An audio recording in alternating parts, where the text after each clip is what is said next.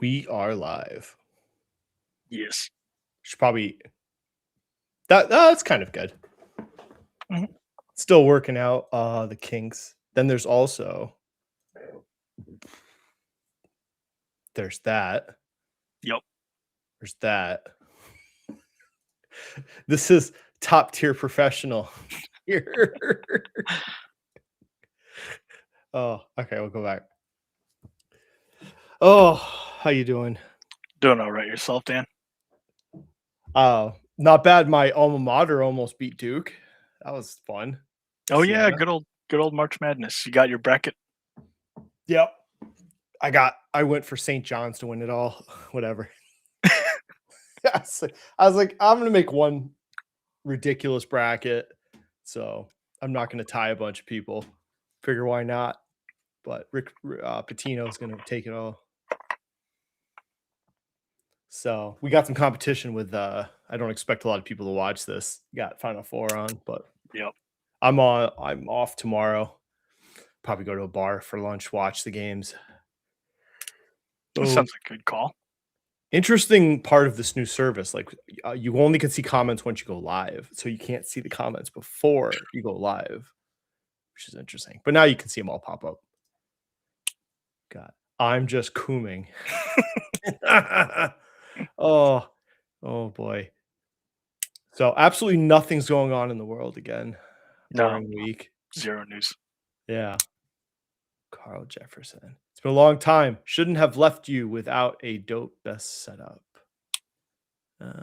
Yes. And then is that an F? No, that's a B1 or B2. Oh, sorry. No, Yeah, B1 bummer. is a different plane. So that's a B2, which we eventually will replace with a B21. When will the Strait of America reopen? When will it? Okay. Dan kind of looks like Dr. Ventor.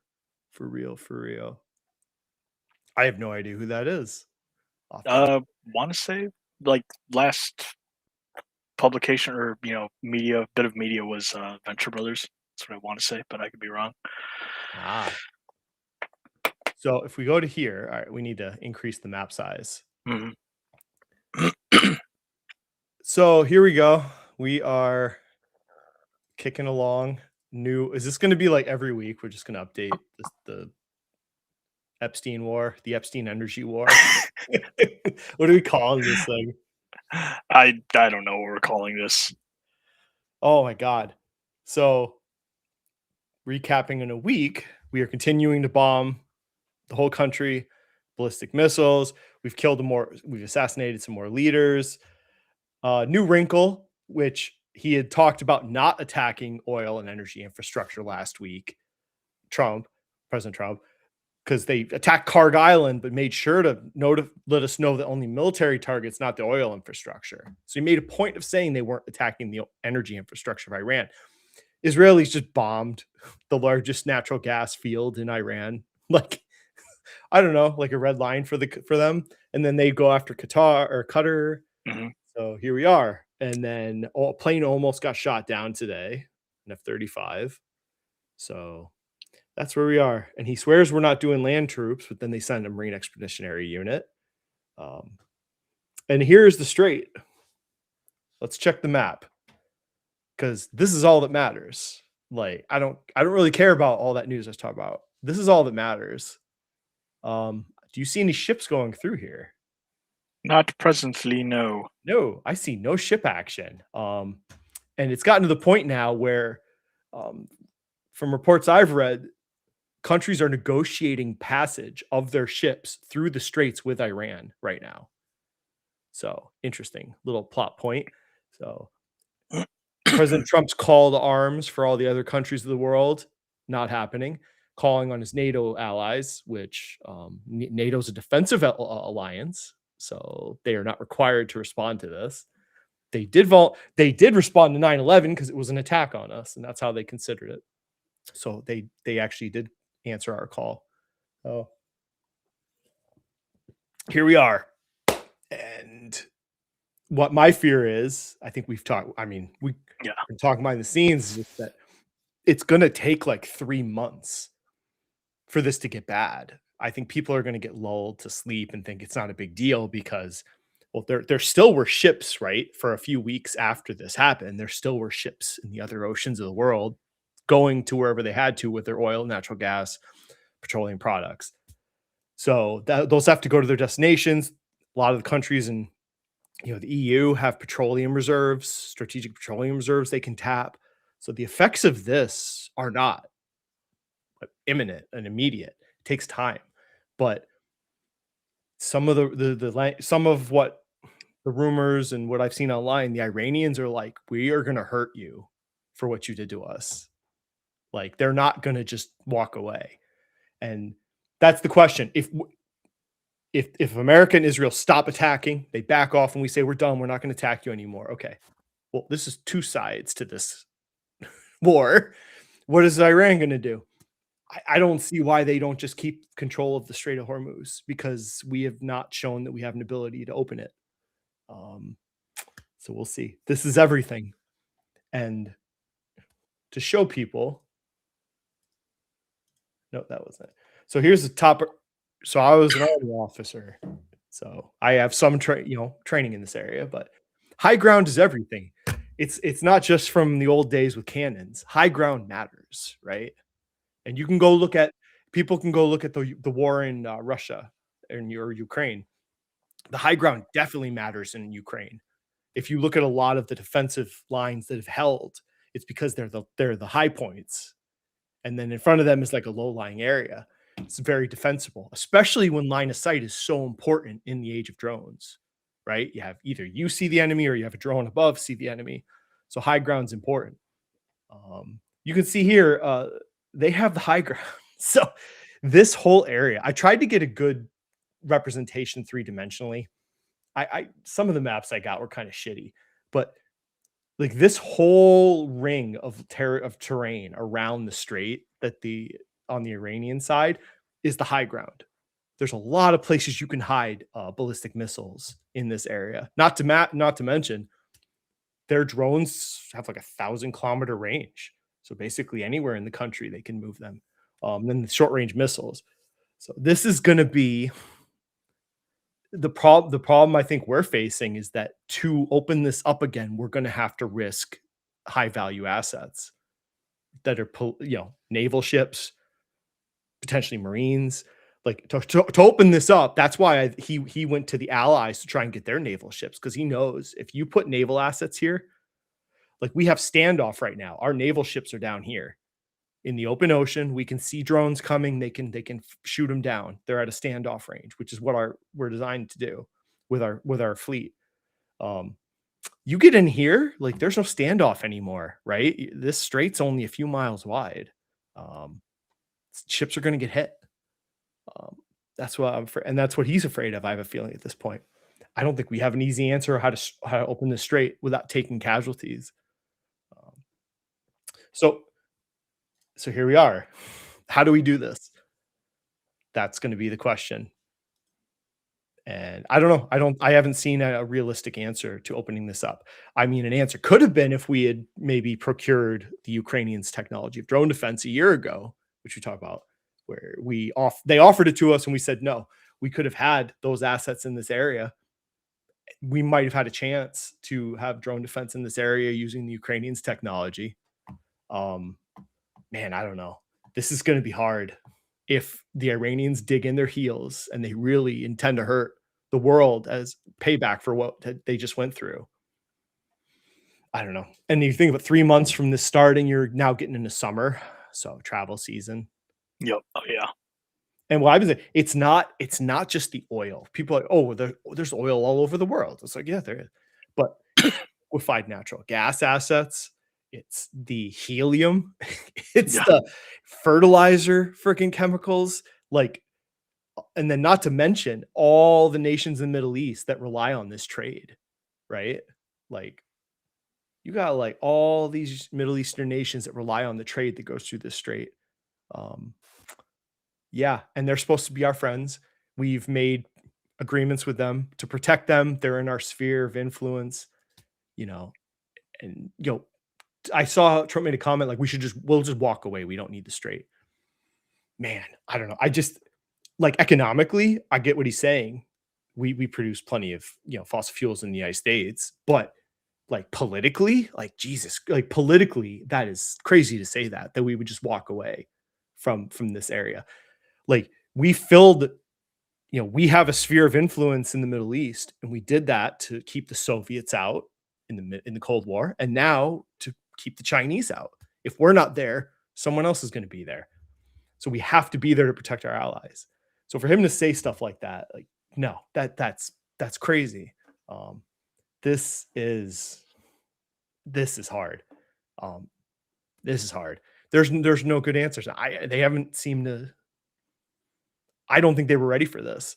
Like I think they thought what Putin thought when he invaded Ukraine. I think they're like, we're gonna bomb the crap out of the whole country.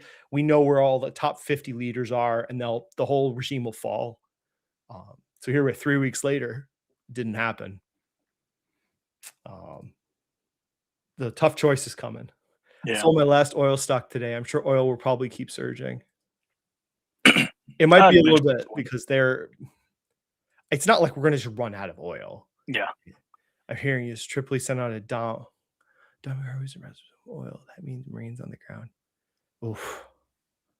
Man, that's that. I said it last week. That's the one thing that scares me about escalation.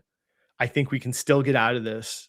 That's like the line that can't be uncrossed. If we land troops in sovereign Iranian soil, we land American troops. There's no backing. There's no getting a deal. There's no negotiating at that point. Yeah. The other annoying consideration is like obviously we're talking oil, natural gas, we're talking energy, and so much of the world's industry, like critical stuff, like TSMC's output, like a vast, like a very important high quality amount of their efforts for AI data center build out. Energy matters. So Yeah. I wonder how this plays out for that, the ripple effect. You can see here. So here's the destinations. So we know here's the production of oil, and here's the destinations. This I think the best information. So you can see the destinations for oil: China overwhelmingly, South Korea, Japan, other Asia, Europe. So obviously, when he says the U.S. doesn't need it, he's correct. Yeah. Economically, we don't need this. Politically, it's a big deal. Here's the one I was keen on a lot was the LNG production. I think that was a bigger problem because the oil, the world has strategic oil reserves, and we can absorb some issues with oil and supply. We don't have strategic reserves of LNG. Nobody, it's just not a thing. There is no strategic reserves of this asset.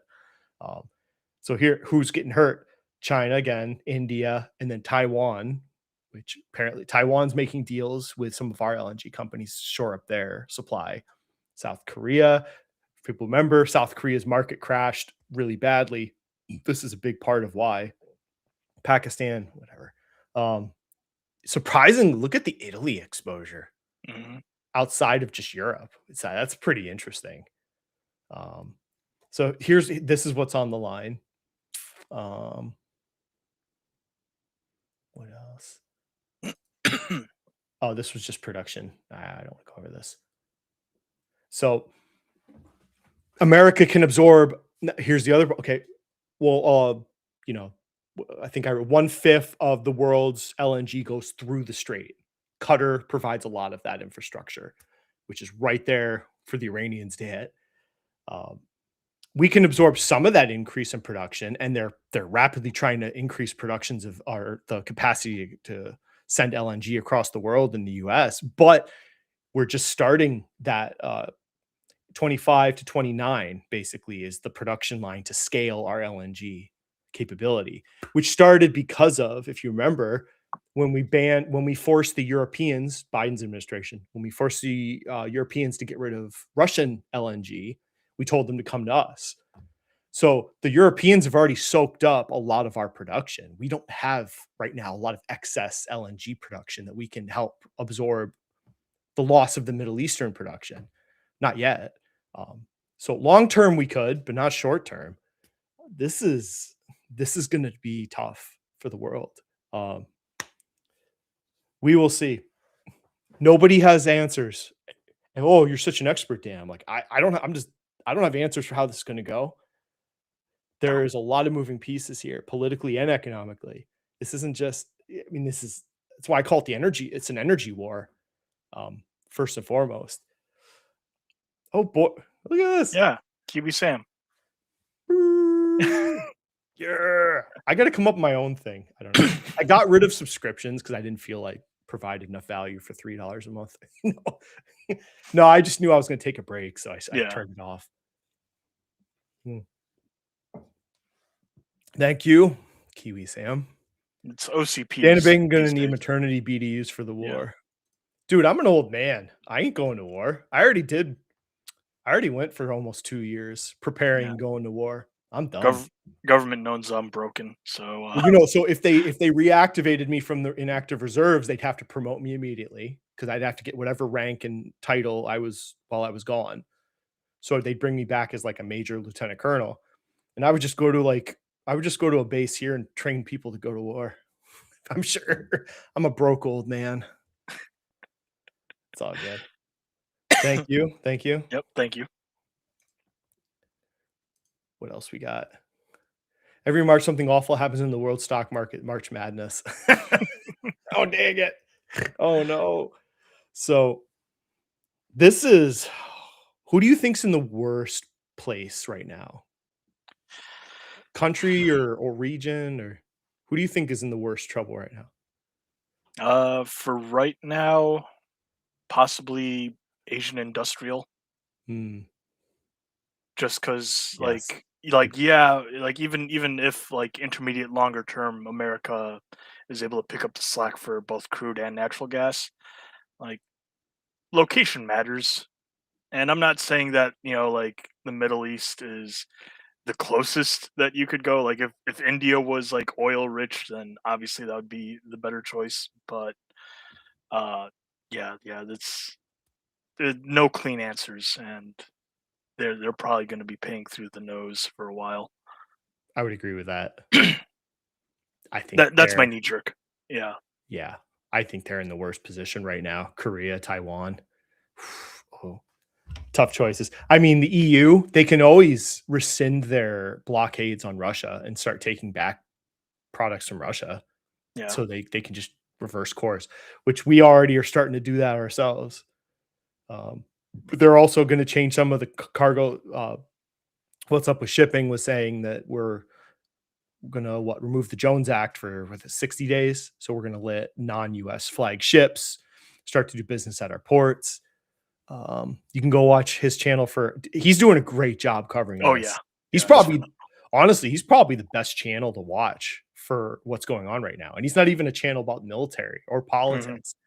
He's about shipping. But honestly, he's probably one of the most valuable YouTubers I think that exists right now.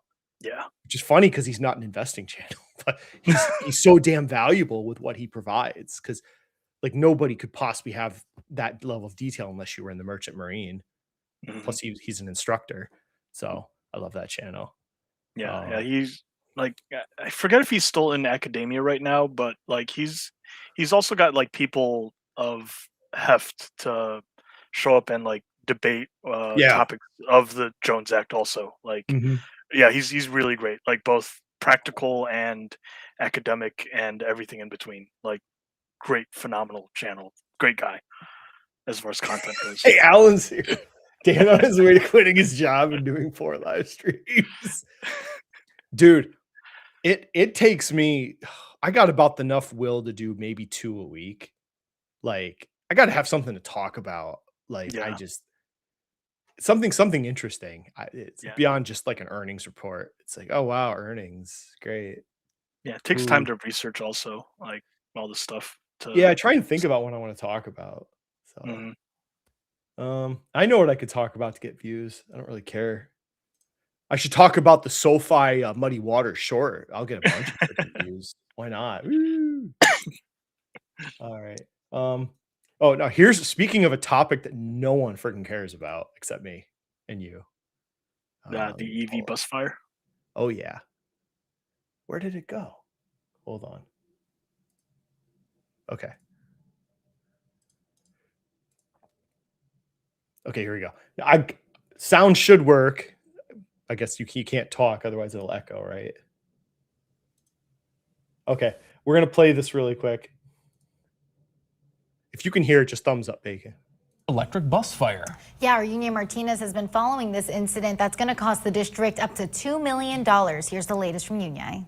These 4 school buses that you see from afar completely caught in flames overnight, forcing the school to shut classes on Thursday.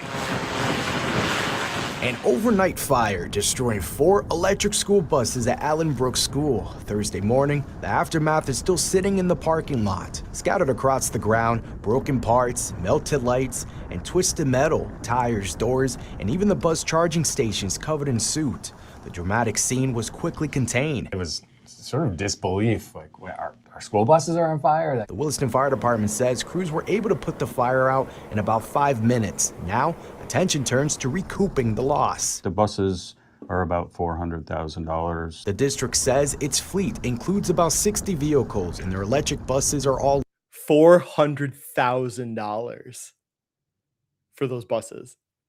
Holy shit.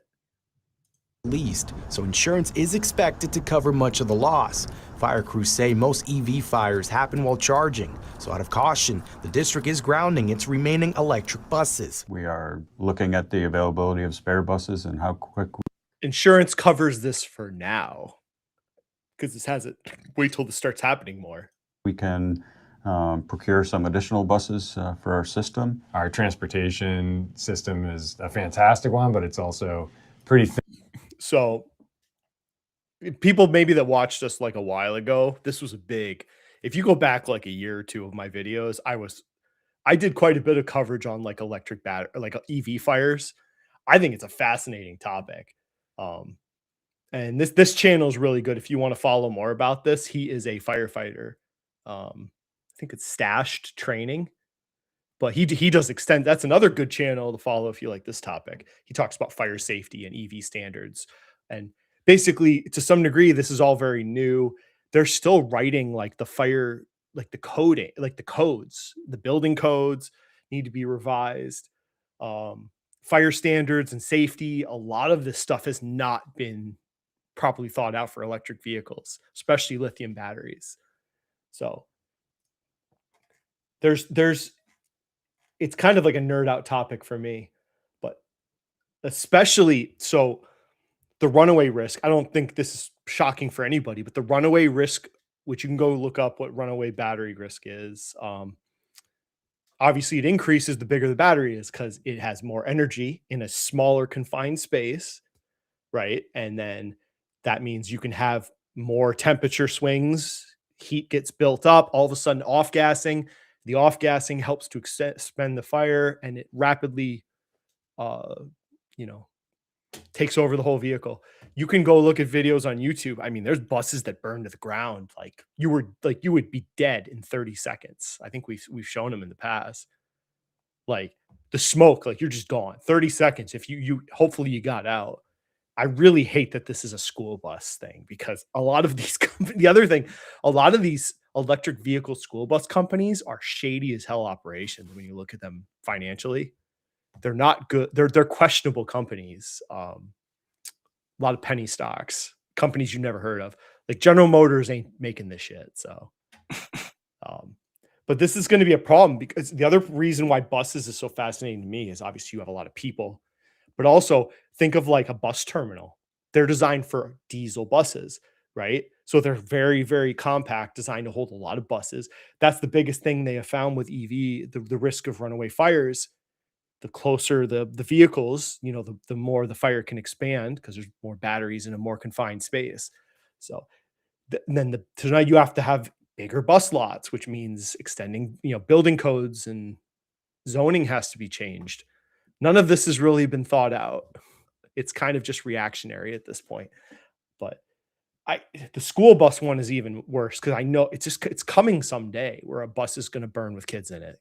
God help us. And these are coming to New York too. They're mandating this in my area. We haven't even talked about it.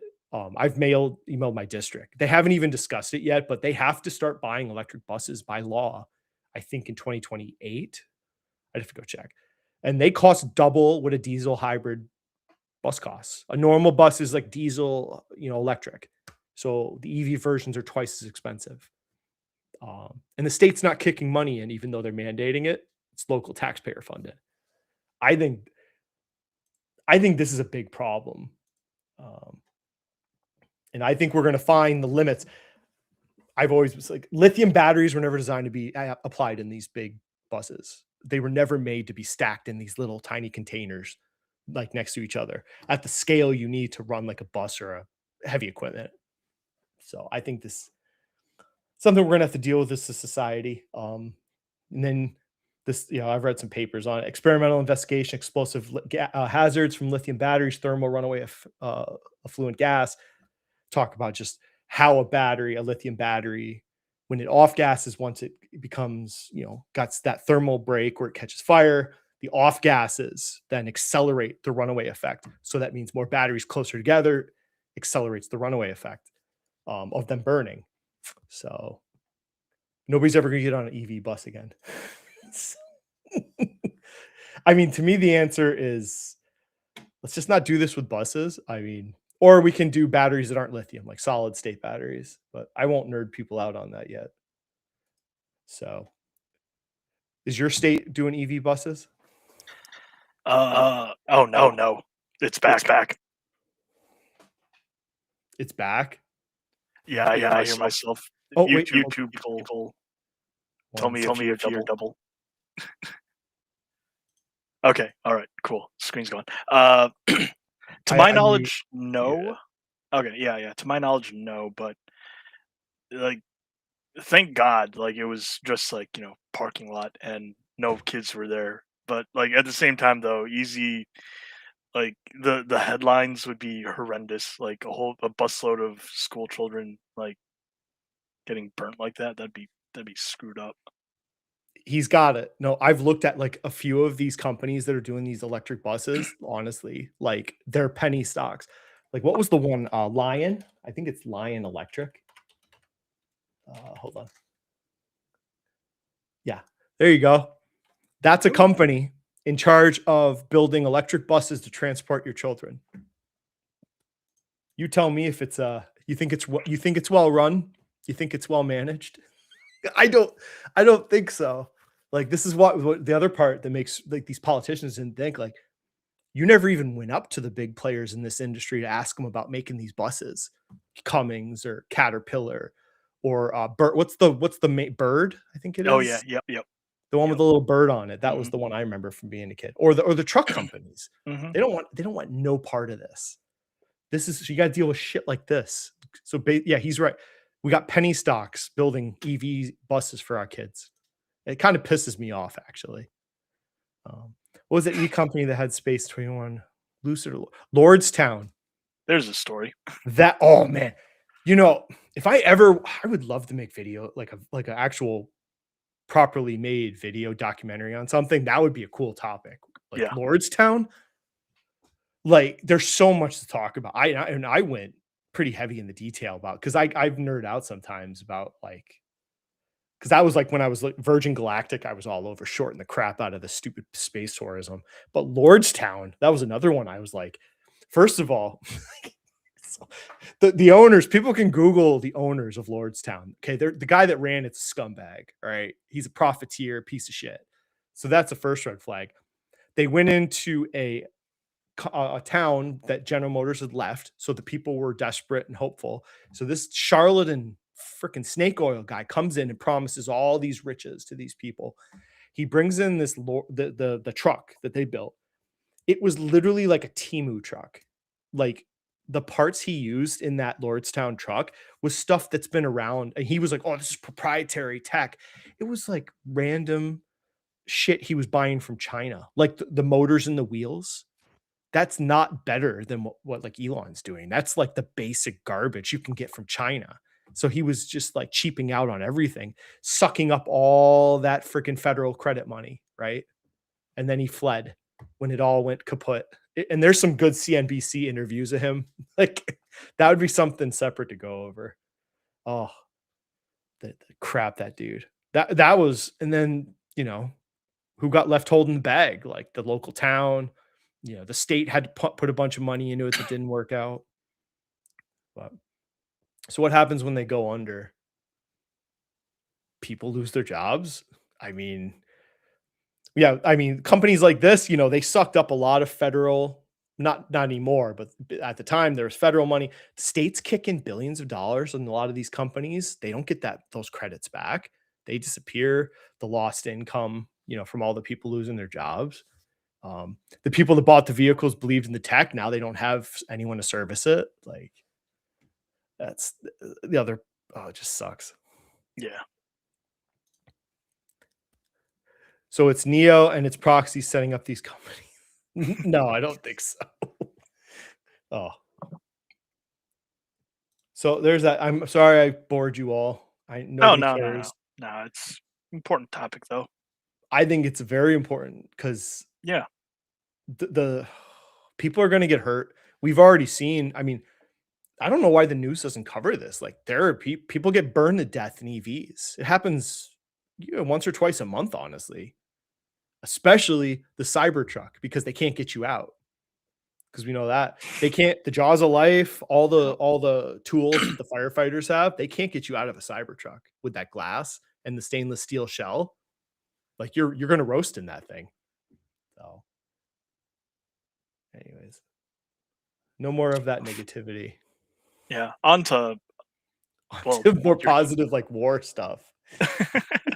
No, we got two more like solid fun topics and JPOW. Oh, we should do JPOW last. Okay, yeah, then we'll go with one to nerd out over. Yeah. Yeah, I look forward to this one the most, personally. JPOW? No, the SEC. Yeah. Really? Yeah. You're a finance nerd. Look at you. Yeah, I'm a nerd. This is well documented. Okay. It's good. What do you think of this idea? Knee jerk. I don't like it. I can understand the arguments for it because if a company's not like reporting quarterly, that requires money, that requires people, that requires effort. And you could also argue, well, if you don't report quarterly, then that helps like make investors not as short-term nearsighted. But like at the same time though, like wouldn't it be nice to see things like year on year with like seasonality in mind, because that matters for a lot of companies. And yeah, like my changing the screen. No, yeah, you're fine. If I had to guess like how everything plays out, because like for those that don't know, the idea is we're not going to report quarterly. It's going to be broken up into halves. For American viewers that aren't familiar with like some international companies, oftentimes they already do that type of reporting setup where it's just like halves, but they'll still do quarterly, and they'll try to like meet up like closer towards gap sometimes.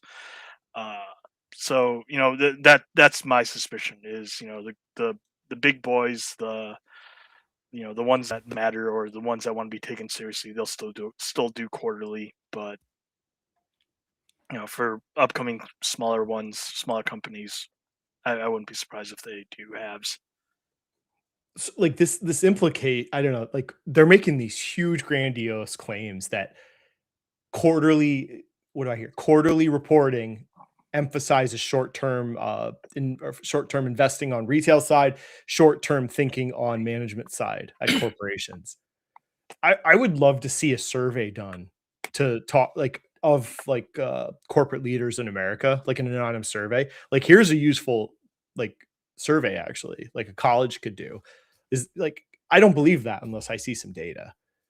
Like I find it hard to believe that this would change the thinking of any CEO in America. Oh, since I don't have to, show like my hand every quarter, every 6 months. So now I can think about like 5-year out projections instead of like the next guidance number.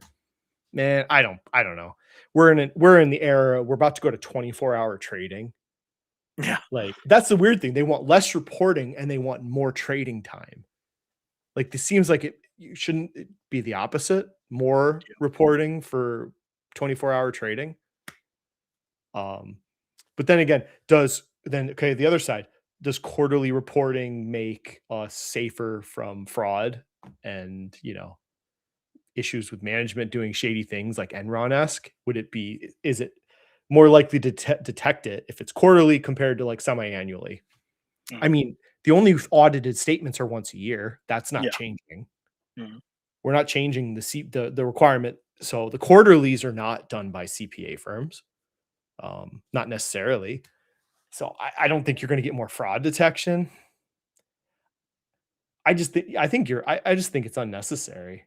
I Some companies, I could see the benefit. Like, I wish they could. I wish they could do it. Like, what's the guy's name? The dean evaluation. Oh, Aswath the motoring. Like Yeah. his business cycle, like Yep. business's maturities. Like he has Mhm. like a chart, right?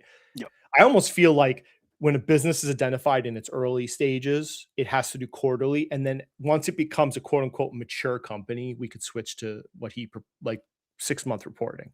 Yeah. For instance, Campbell Soup, Procter and Gamble, Hershey's, like Ford. Fine. Like, nobody's really expecting great things from you. You're a stable, large company. Even if you did have a fraud issue, I doubt it would be material for a company in like of the tens of billions of dollars. It would have to be a gigantic, right, material effect. So smaller companies, obviously more is material, which means you have higher risk of something being a misstatement. It's probably unfeasible because who would decide what stage of development a company is to determine its reporting. So it's probably wieldy. But man, I'd rather not change it. Maybe that's just me. Me I too. would I would rather them not change anything. Yeah. I think the way America does reporting I think it's great. I think Yeah. it's better than the Europeans. Yeah, 'cause I fucking hate reading European companies, like the ones that don't do the Americanized. Some of them do the Americanized system because they're here. The Mhm. ones that are pure European and do the semi-annual, like what was the one like Burberry, I think it was. Oh, yeah, yeah. Oh, it's painful, man. The way they do their semi-annual filings, it's like a novel. It's not just the numbers like an American quarterly. Like, they have like stories in there, like a storyboard talking about shit, and then they sprinkle numbers. I hate it. I hate it so much. But as long as we stay away from that, um, Yeah. It's like to counter the argument of like, oh, quarterly promotes near term thinking, like that's kind of what markets sometimes do anyways. And how often have we like seen a company's stock price go down heading into earnings? Everyone knows they're going to report bad, or and maybe both. They're going to guide horrible, but like it actually stock price go up because everybody thought it was going to be bad, and it's not as bad. so that's Like, the wrinkle I was thinking. You just reminded me of it. yeah. So this is obviously for people, they have to do a proposal of a regulation. Mhm. Then it goes out for public comment. So Yep. I know it's hard to believe for the public, but you literally get a say in how regulations are written in the United States. All right. Like, I've been part of writing regulations. So I've been part of this inside. Like, it goes out for public comment. People from the public comment back, and then we actually do read it, shocking. And then we make regulation, which is not law, it's regulation, which is an interpretation of the law based on public comments. And this is what like executive departments do. So there's a lot to figure out here. Like, okay, voluntary quarters, like you just said. Well, how often? Well, here will be the question. Do you have to declare the whole year you're going to do quarterlies? Can you back out? Yeah, what if you have a bad quarter is coming? Do you just not do the next quarter because you don't have to? It's optional.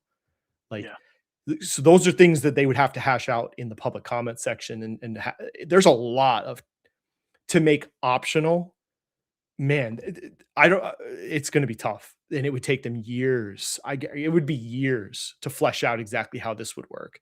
I think you'd have to probably like at the beginning of the year, you'd have to declare if you're going to, or maybe even honestly more than a year in advance, maybe 2 years in advance, you'd have to say you're going to be quarterly optional, or you'll do semi-annual. I don't think you want to let companies go back and forth if they see a bad quarter coming, or I don't know, an energy war happen. But this is going to be tough, and if they do this, Wall Street's going to get a say in it, because there'll be public comment. I mean, there's plenty. This isn't lobbyists. This is just how regulations are written. I don't think it's the worst thing in the world, but there would have to be a lot of specificity about how the optional reporting would work for this to actually be effective. I feel like we would screw it up, the United States. I think we would gum this up a lot because the SEC is not known for doing great work sometimes. Let's just say they didn't catch Bernie, did they? They got warned how many times and they didn't catch Bernie. So I don't trust them here. The clowns from Everything Money did a hilarious video on Lordstown Motor Park making fun of the grift. Seth just killed it in mockery. Oh, I'll have to go see that. No, it's old days because Seth got mentioned. Paul also told you to buy a company called Ebix over Tesla. So go check that video out, people. Yeah, the one that had fraud. The company he said was domestic. I did a video with Fabio. You could go back and look. Like the first thing when you open the filings of this Ebix company, it says we are international company. Like the first fucking line on the first page tells you it's an international company. But they had a address in the United States. That was Paul's level of intelligence. He saw a U.S. address for the business headquarters. Ooh, it's a U.S. company. Yeah, okay, Paul. Go lose $10 million more. Just file the quarterly late 3 months. Like, yeah, it's like, okay, what's the punishment? You agree to optional quarters. The quarter comes up. It's not required by law or regulation. It's viewed optional. Okay, you said you were going to, but then you just don't. That's another. What are the repercussions of that? Because you can't now. You can no longer say it was a mandatory quarter because it wasn't. So what are you going to do about it? And the more you think about it, the more you can understand like how complex this could get in the United States to apply. Oh, yeah. So I don't know. To the fellow nerds that are curious, public comment time frame, at least according to SEC, lasts for anywhere between 30 to 60 days. I didn't get any other specifics. So if you wanted to, let your voice be heard, there's a way to do it. Just Google search and SEC will provide ways for you to do that. It's not out yet though. Yeah. They said they're thinking about it. Mm-hmm. If they do actually put it out, we'll cover it because I want to read what the actual initial proposal is, see what it is.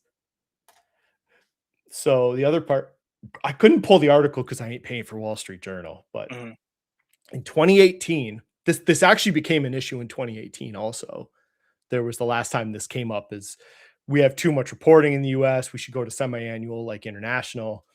So Jamie Dimon and Warren Buffett did an article in the Wall Street Journal, and basically the short end of it is it wasn't about the quarterly reporting that they were saying should be eliminated. It was quarterly guidance is what they wanted to get rid of, because they're saying it's really not the actual filing of the numbers every quarter. It's the fact that companies have to give or they don't have to, but a lot of companies give these guidance numbers, sales estimates, whatever you have, and they have to give those quarterly because that's what the market demands. Once you give it once, they want more.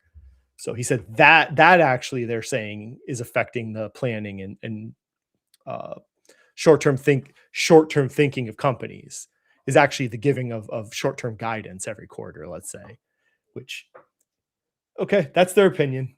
Fair enough.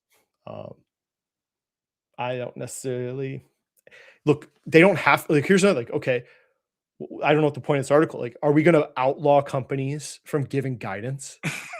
Because they don't have to give guidance at all. So this is something they not required to give forward guidance. Mm-hmm. So what are we going to do about that? Even if you agree with them, okay, now are we going to now pass a law saying companies cannot give forward guidance numbers? Okay, so it's like I think I get what they're saying. I think it's a moot point because it's not going to happen. Yeah, because companies say for a completely different topic, but same spirit. Ingalls Farmers Market a regional groceries chain, basically like south east of that region of America. They don't do earnings calls at all. They're still a publicly traded company. They're a real company. They have like real physical assets with tangible goods with real Mhm. employees, but they don't do earnings calls. Like that's just like stuff like this happens. And That's a good point too, because like there is a yeah, lot of stuff that companies do now that it's an excessive administrative burden, the quarters. It's like, wait. You don't necessarily have to do a fancy PowerPoint. You don't mhm, have to do a call. You don't have to have a really high speed website for investor relations. Like companies choose to spend this money. So like the actual required quarterly report to the SEC is probably not exactly the biggest cost of all that. Like you said, they can go very bare bones if they really wanted, oh but yeah, the market demands more than that, mhm. right? Like Nike puts out ridiculous PowerPoints with their stupid logo on every page with no numbers, just fucking athletes that you can look at and go, oh, I hate Nike. It's a stupid investment. Sorry, you're dumb if you buy Nike. There, I had to say it. Yeah. Sorry. Still Not like that sorry. that that big ship still needs more space to turn properly. No, it's dumb as fucking stock. Yeah, it's not for me. So anyway, I mean, I looked at quick AI search. Only Mhm. 13% of companies give forward guidance, and it varies, right? Oh yeah. When they're uncertain, they shouldn't give guidance. Mhm. But let the market decide, right? The market can decide, and honestly, the manager can decide if he wants to give guidance and the board. So there's a lot of options already in the system. So I don't think we need to get rid of quarterlies. That's just me. Yeah, because like if a company has a healthy backlog, like sure, give guidance. You don't, I totally understand. Ooh, that was the wrong one. There we go. Yeah. Yeah. I thought my comments would be green. I'm not sure why they're not. Oh, sure. Don't updates along the way whether you think you'll hit your original annual goals. What a great idea. Less transparency. Stock. Yeah, I know. I was just like, I know that like the idea of Trump's comments was like, let the market decide, I think is what he originally said. If the market wants you to have quarterly reports, let the market decide that in the investors. Not a requirement by law. Okay. Cope. I own Nike because I'm a VT Chad. All right. I won't. Woo! I'll give fine. Active. Yeah. I'd Active. probably have Nike in something, right? The S&P. I don't know if it's an Yeah. SCHG. God, I hope it's not. I'd be really bummed out if it was. If we weren't expected to provide guidance, then we can't get into hot water for lying to you. I know. Like, what would even like the law? You can't give guidance. Like, okay, well, you don't have to right now. Like, what are they fucking talking about? Safe harbor. I mean, you could have, I don't know, man. The here's the change I think I would like to see. I think the actual market, like NASDAQ, Dow, ICE, what the Yep. listing market, they should have more responsibility for what they put on there, what they put there for the public to buy. That's like I'm still jaded about like some of the garbage that NASDAQ lets go on the public markets for people to buy. Like I don't know. I feel like there should be more liability to NASDAQ, New York Stock Exchange. Um, Man, I don't know. That's where I'd like to see more focus rather than badgering the freaking earnings. But I think there should be more due diligence. And sure, like we were investor, or I was investor in Sonder. I don't know if you were. Oh, as far as This the is short. this is internal capital mindset. But Yeah. um, like there was this company and they literally were not filing quarterly reports. They weren't filing. We were watching it and we're like, they're not filing. The NASDAQ is giving them warnings. They're missing the fucking warnings. So we're like, this company's cooked. They're going to get delisted. And like, what happened? Nothing. We looked at the NASDAQ requirements for listing, right? So we knew what it was. They would pass the required reporting dates and nothing would happen. It was infuriating because you Yeah. think, okay, well, here's the rules. I can read them. NASDAQ's going to surely do what they said they would, delist it. Nope. Yeah. They would get another Amendment. chance, or they just wouldn't report anything, or you wouldn't even know what's going on with that company. It's a publicly listed company. NASDAQ is failing you, the investor. Like, I don't know, man. I kind of thought about that. There should have been like a class action lawsuit, I feel, about that one. That pissed me off. But like, why didn't they pull them immediately? But then there's all these backroom deals that you don't know those back deals. That's not publicly disclosed. If they miss a filing deadline, you don't know what happened between like NASDAQ and the company. You only hear about the results later, but you don't know exactly what the negotiation was between like their lawyers. That part I hate. Yeah. That Yeah, pisses me off. So Yeah, it would be nice to at least have bare minimum transparency, because like if a company's like 2 or 3 quarters late on, like, like those having 3 late, that's a big problem. Like I think transparency is in order for yeah, that so I'd like appeals to see the process. stock exchanges get Yeah. freaking. I'd like to see them have more requirements. But then, sure enough, you read lately they're talking about less requirements because the amount of public companies in the United States is down historically right now. Like the physical number of public companies is pretty low actually compared to historically. So now they want more companies, which means less. So they're going to go the opposite direction of what I just talked about. Yeah. So yay, screw me. Yeah. So- It's oh wait, I bought 5 shares of EBIX for the love of the game. I love that term. I love love that of term. the game. For the love of the game. The amount of paperwork and mail I got when they filed for bankruptcy was hilarious. Dude. Oh, I should have had Tattooed Chef just for that. I should have bought like 5 shares. Damn it. NASDAQ or crooks. Oh no. No, Dex knows. Yeah, he knows. Yeah, and if people say, oh, CM people only brag about wins. Oh, no, we don't. No. There were some losses, and yeah. we make fun of ourselves. Yeah. We've gotten clapped on some shit. You just keep going. That's Yep. all you can. Not That much you one can was- do when a hotel chain just comes in and swoops in to save a freaking bankrupt loser company. Like you don't see it. Nobody would have seen that coming. So last topic. JPOW.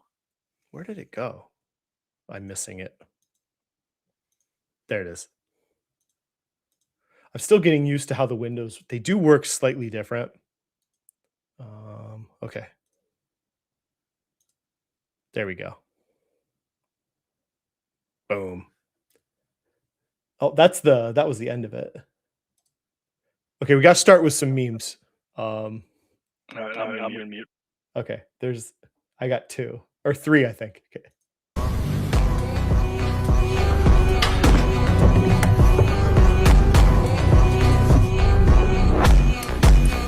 Good afternoon.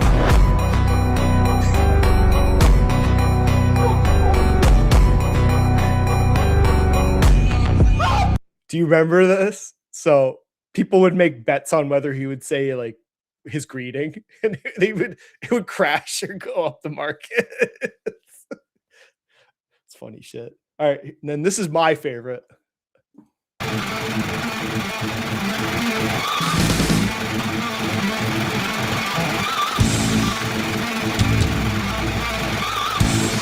I just listen to this for like all day when I'm working, my boring accounting job.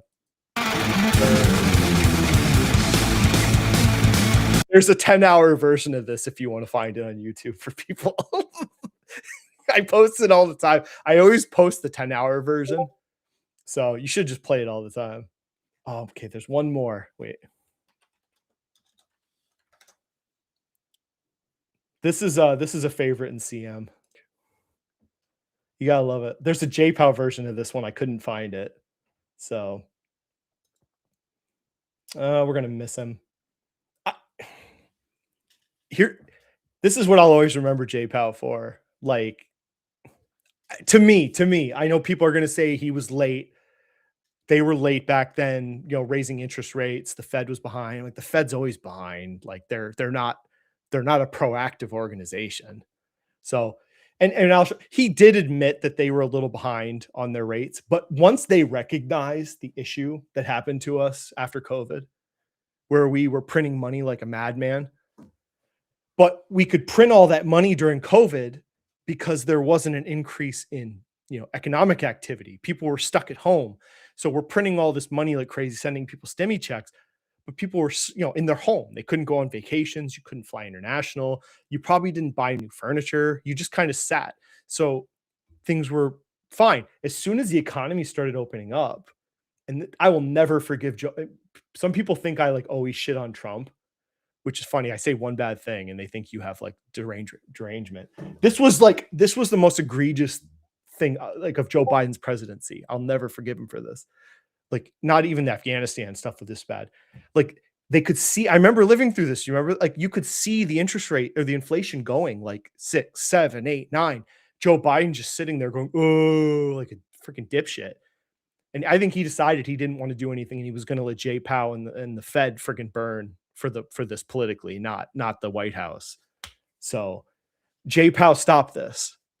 Like he had a steady hand. As soon as he recognized the problem, he just raised rates like what, 3? It was like 3 freaking rate climbs in a row, like aggressive. I don't think a lot of people would have had the balls to do that. He was doing like 0.5, 0.75 to get this under control, and he did. Like this was JPOW, yeah, okay, on the top, but he took care of this. He was a calming voice during this time, so I will always appreciate him for that. I could say he saved the US dollar and then made the money printers burr. So and he's the first like memeable Fed chair, which is kind of funny, unintentionally.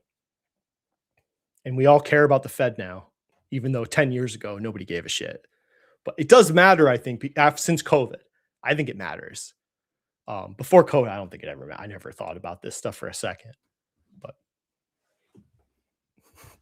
we print digitally. Yeah, and then there's the other Fed guy, the bald one, who's like, we have an unlimited money printer. I think that was the other. They can print an infinite amount of money is what he was saying. It's like, yeah, but they have a mandate, right, to protect the dollar, shall we say, or try to. And this is why we're the greatest country in the world, because we have an independent Fed. Supreme Court, you hearing that? Independent. Jesus Christ. So we'll see. They'll do, you know what? They're going to do the right thing with the that Fed person that he's trying to fire. The Supreme Court's going to do the right thing again, like they did with tariffs. It's the right thing to do. The president cannot fire. Well, they could say like he has the right to fire someone for cause, but what he did with was it Lisa something Cook was not for cause. There was no cause. So that'll be an interesting case. We will see. And here, oh, I just deleted it. Damn. No. I deleted it. It was just showing, he did admit that he was a little late on those rate. He should have acted earlier on increasing the rates once inflation got out of hand. So he might stay on, though. We will see. He can stay on until 2028 as just a regular Fed governor. So any other parting thoughts? Echo. Echo again? Yeah, it's still echoing. Okay. I got to remember to mute the... Okay. I have to mute the feed. Go ahead. All right. Yeah. So if I had to guess, his legacy will be viewed as okay, at least, like bare minimum, like competent. I think it's fine. For me, what I will remember JPOW for is clearing his throat pretty regularly in any speech. Really? Once you pay attention to it, like you just can't unhear it. All right, we got to play this. I just thought of this when you were talking. Okay. Yeah, I'll mute myself. Wait a minute. We got to play this. Okay.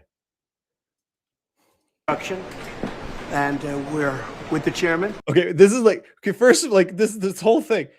Why is he here? He's just like a senator from South Carolina. Like, why the fuck did he come? It makes no sense. They're touring a construction site at the Fed building. He looks like he wants to crawl out of his damn skin right now. This is so awkward. Okay. And we're with the chairman, as you know. Chairman, come on over. And we're just taking a look at what's happening. It's a tough construction job. They're building basements where they didn't exist or expanding them, and a lot of very expensive work. There's no question about it. And Tim has been with me for a long time, and Yes, you're in sir. charge of the committee. Indeed, one of the reasons I wanted to see it was the overruns of the expenses, wanted to figure out why. Yeah. So we're taking a look, and it looks like it's about 3.1 billion. It went up a little bit. Or Did you see him? He's like, what are you talking? No. a lot. So the 2.7 is now 3.1. I'm not aware of that. Yeah, it just came out. Yeah, Fucking pulls a piece of paper out. I haven't heard that from anybody at the Fed. Yeah, it just came out. I noticed that at about 3.1 as well. 3.1. 3.2. This came from us. Yes. He's like, what the fuck are you giving me? I don't know who does that. You're including the Martin renovation. You just added. entire capital plan. Yeah, you just added in a third building. Is what that is. That's a third building, Well, including no, the but Martin building. it's a building that's being built. No, it was built 5 years ago. We finished Martin 5 years ago. It's part of the overall work. But it's So, not new. So we're going to take a look. We're going to see what's happening, and it's got a long way. Do you expect any more additional cost overruns? Don't expect them. We're ready for them, but we have a little bit of a reserve that we may use. But no, we don't. We expect to be finished in 2027. We're well along, as you can see. Oh my god, it's like he's just standing there. He's like, why are we doing this? So, you gotta love that. That we're gonna miss that. This new guy's probably pretty boring. I doubt he's as fun as JPOW. Yeah, fingers crossed. Boring. Boring's fine. Yeah, boring's fine. Boring higher ups. Like just be competent in your job. The hat makes. Yeah, why did the Senate guy not have to wear a construction hat? He hates OSHA. What the hell was that? You got to wear a hat, dude. Oh, I guess he was on the banking committee or oversight of the project. That was ridiculous when he they wanted to investigate the overruns in order to fire JPOW. Like what? What?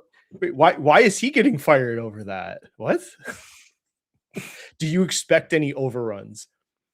By the definition of overruns, you don't expect them. Otherwise, you would plan for them. Like he's like, no, like we're not planning for overruns. What? Like, oh my god. And that's the building president, right? Oh well. So parting thoughts. What do you expect with Iran? Oh, no idea. God No help idea. him. Yeah, it would be nice if we could do a stream without Iran in the Middle East, but Yes. sand gets everywhere apparently. Man. Nobody wins in the Middle East. No, nobody does. But I didn't want to go over the Joe Kent stuff, so you can go watch. He went on Tucker Carlson. You can read his letter, and believe whatever you want about the guy. He is a freaking war hero. So if you want to say that he's a fraud, he made up all stuff. Okay. Wait. We should say people that stay this late. What have you bought this week? Reward the people. Oh yeah. People, I'm gonna free think you. feel free to comment. Anybody do anything interesting? I don't know if I should say. I was talking about Jesse. You saw. Yeah. I bought some Lindy for a specific helium trade. So we will see. I bought a bit. I bought some Micron. We'll see if that was right. Microns, maybe I thought was going to be like the fifth topic, but Micron fucking blew the doors off their earnings and it dropped 5%. Like you listen to the call, they're like this is like historically crazy good earnings for Micron. Like they've never seen anything like this. And they went down 5%, so I bought some first thing this morning. The numbers they're producing, I'm like, oh my God, that company's incredible. So put a little trade on there. Ooh, we got JJ with some Turning Point. Oh man. See, I've convinced I only want one tobacco company. That's my problem. I'm like, do I sell like 30% of BTI to go into Turning Point? I'm like, but I really just want one company in that space. So that's always my struggle. Internet warrior with the VOO. Yep, a competent pick. I think I've told people in CM, I buy NATO and HVAC ETFs every week. It's been probably 2 years I've been doing that. Dividends don't drip, so they just pile up and I decide what I want to do with them. Yeah. Yep. Internet Warrior has a fun one. Nothing this week. Yep. Ooh. Yeah. Feel like, is it all right if we spend a little bit of time on this one? Could be a good one. We could do more next week. Go ahead. Yeah. Like, the only thing I was really going to say is, it's relatively small for me, but like I bought too early. But like the thing for me though was I bought slow. So like odds are, if you bought like this week, you probably have a better cost basis than myself. But yeah, So this is another one of the AI going to take everyone's gerbs. Yeah. Yeah. Interesting. We've been talking about it. Mhm. I don't hate it. I just haven't done it. Either invested or thought about it much. I like the premise of it. Oh yeah. So. Yeah, valuation wise, like, and you could argue, and I've seen some podcasts where they said like I try and listen to podcasts about AI because I'm not a software person, so I want to hear their perspective. One guy was like, the people that are going to gain jobs are software engineers, not lose jobs like everyone thinks, and lawyers. And I'm like, well, if you're hiring more lawyers, you probably need more CPAs also. So for issues with AI, I was like, okay, I don't fully grasp it because I haven't bought it yet. So it's just an idea. Nothing. One for SIGs, one for pouches, two. Oh, there you go. Oh, I got you. I'm ready for pain. Yeah, I totally understand. I'm pretty ready for pain again, just like last year before tariffs. Don't let Gil fool you, people. He lies. He said I did after the tariff. Go look at the video. February 2025. I did a video and I said what I did. So I didn't do it after. I'm pretty prepared. Like I said, I think it takes 3 months. We got to get out of Iran in 3 months. If we don't get out of there by late May, June, so say like Memorial Day-ish, it's going to be painful. It's going to be real. But we have some time. So it's not totally lost yet. We've got like a few months. Oil in the system is still there. We haven't landed troops in Iran. We're not hopelessly screwed yet. But it's going up the escalation ladder, man. We let the Israelis hit that natural gas field. That raised the escalation on this. So, man, it's going to be tough. I feel like a nuclear deal would have to involve China or Russia. As crazy as it sounds. Yeah. Russia, say Russia guarantees the like a nuclear deal could involve Russia agreeing to certain parameters for controlling uranium to Iran. Right? It's possible. It is. It's crazy. We've made deals like this, but the problem is Trump opens his this is something you can't say. It would just have to happen. Like when we did the Cuban Missile Crisis and we agreed to remove our missiles from Turkey. Yeah. Right? No one talked about it, but it happened. Like there could be a deal made where there's an intermediary that helps. So we say, okay, we will give you, you can have the right to nuclear, fuel for nuclear reactors, but we need someone to guarantee that it's not weapons grade. And they don't want to deal with us. It could be like the Russians. It's dirty game politics. And politics is 4D chess. And I feel like Trump is playing chutes and ladders right now. It just sucks. It's very just like two-dimensional, his thinking. But he didn't think we'd be here. He probably thought they would take the country over already. So Gil is watching. Gil will always be banned, people. Listen, Gil is a freaking liar. Okay. Well, there's either two. Gil's either a liar pathologically, or he's a complete incompetent investor. Like there's no other way, people. Like he lost money on so many goddamn trades, and then he lies about it and says he did the opposite or he perfectly exited it. So it's one of those two options. So, and I'll debate anytime. I will debate him on Strongman Stream. I've called him out enough. Anytime, any place, I will debate him on Strongman Stream. He's better show his face to me, that pussy. I think he's a coward. Oof. Also, did you guys see that article that U.S. Intel no longer expecting China to move to Taiwan next year? I did not see that. No, I didn't see that. If I had to guess, it's probably oil related. I mean, we've hurt their supply chain. Yeah, obviously. Yeah. Because you got, who supplied natural resources. We're hitting all the targets of the people supplying the Chinese. So, but we haven't gone all the way. That's another escalation we haven't got to in Iran. We haven't blockaded Iran's ports. We haven't seized any ships that are marked for either heading to China or flagged Chinese ships. We have not gone that far. That again, that's another level of escalation to this. Oh yeah.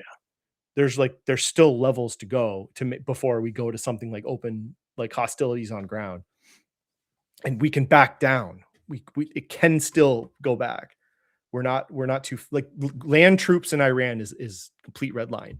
There's no coming back from that. Yeah. Matrix mindset, debate me, bro. I could play that video. I have 2 videos of Gil. So I know a little bit about Gil. I'll just say that. I know a little bit about Gil, actually. I'm pretty good at I'm an auditor. I'm pretty good at sleuthing stuff. This is why I tried to minimize pissing too many people off. I found his game, and I know how many people used his game, Yeah. and it wasn't a lot. It wasn't what he said it was. It was 50 people at all-time highs. He's gonna lie though and say it wasn't his game, even though he said it was some 100 gorillas versus man thing. Yeah. But I also have his name. I think I have his name. He said he's a game developer, so Gil is way more polite for his Steam game reviews for the game he made. Ooh. This is true. I've not looked at that part. Yeah, the Steam comments that he's made to feedback from people on Steam. Yeah, he's pretty polite over there, at least. Are we taking over Karg Island? I don't know. I don't like the topography. Granted, there's more, but you got to go through the Strait of Hormuz to the northern part of the Gulf to take that island. Man. So you'd have to be supplied. You couldn't rely on supplies going naval. You'd have to have supply. You'd have to do the landings from Kuwait. To me, you'd have to go across from Kuwait. I mean, we have the supplies there. We could potentially do it without using the strait. But then they're just targets, right? We have Marines just sitting on an island that can get shot at with drones all day. Yeah, and ballistic missiles. And maybe this is me being too much of a small fry, but I don't feel comfortable with putting that much stress on airlift. No. Yeah, because did we ever settle on the next gen cargo plane? I know this seems silly to a whole bunch of people. It's no, fighters, bombers, fighter bombers, it's cool, but airlift matters, and yeah, I worry about that supply chain. Man, it's not even on the map. It's so far up, right? Yeah. I think of this stuff. I was a logistics officer. I'm thinking of I'm thinking of how you resupply this first and foremost. Man, yeah, you'd have to go. You'd have to go from Kuwait. Man, that's a bad target. But that if we were going to propose this, I would say, okay, if we're going to do this and embargo their oil production, then why don't we just close the strait to Iranian ships? I think it'd be much less risky, and it would get the same effect, right? The idea is to halt their oil production. Well, we either take this island or we could literally start seizing tankers like we do with Venezuela, or we were. But that's a gamble too. Now you're going to piss the Chinese off. Yep. We've so far have left the Chinese alone. They have not taken the Iranian ships going to China or Chinese flagships, or Hong Kong flagships. We haven't gone there yet, right? And he delayed his Chinese trip. He did not want to delay that trip. He's trying to wait to get a better result, I think. But this is a dangerous game. It's a dangerous game. Yeah. And a lot of pieces have not fallen into place for us. So I don't know. I view this as, how do we get out of this? Maybe that's like, people maybe are thinking, how do we win or lose, or how do the Iranians win or lose? I'm more thinking about, how do we get out of this situation? Yeah. Right? There's an escalation ladder. How do we get down the escalation ladder and get out and stop this operation? I'm not really that concerned about like winning. And like his comment, to me, the dumbest thing he did was when he said he wanted unconditional surrender. Man, that was stupid. Like, he did it when he thought we were doing so well, but like, nobody's unconditionally surrendered without ground invasion. Like, but what about Japan? It's like, okay, Paul, like, we were invading Japan, Okinawa, Iwo Jima. Yeah. We had started to invade Japan. So that's not true, if you want to say that reference. Man, this is bad. I didn't even show my maps where I was like comparing Iran's population and size to other countries that we fought. like some guy did a video where he's like, he showed Germany to Iran, and he's like, it took 4.5 million troops to do unconditional surrender of Germany, right? And it's like a third the size of Iran. And it's a flat country for the most part. Yeah. It's not mountainous.